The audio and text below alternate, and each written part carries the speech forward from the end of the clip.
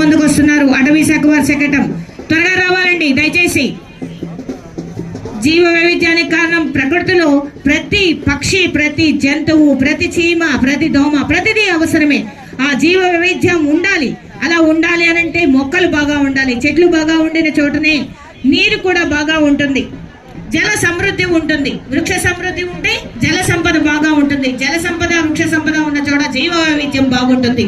అందుకనే ప్రతి ఒక్కరు చిన్నారులు ఈ వయసు నుంచే మీరు జీవ వైవిధ్యాన్ని కాపాడడానికి, ప్రకృతి వనరులను సంరక్షించుకోవడానికి అడవులను పెంచడం ఒక ధ్యేయంగా సాగిపోవాలి. మీ పుట్టినరోజు నాడు ఒక మొక్క నాటండి. అమ్మకు ప్రేమగా ఒక మొక్కనిచ్చి నాటండి. అలానే అమ్మ నాన్న మ్యారేజ్ అప్పుడు ఒక మొక్క నాటండి. అలా సందర్భం ఏదైనా కానీ ఒక మొక్కను నాటడం ద్వారా మనం అడవులను పెంచడం. కాస్త తొందరగా రావాలండి. అటవీ శాఖ శకటం కాస్త వేగంగా రావాలి. నెక్స్ట్ ప్రైమరీ సెక్టర్ కూడా సిద్ధంగా వెంబడే ఫాలో కావాలని చెప్పి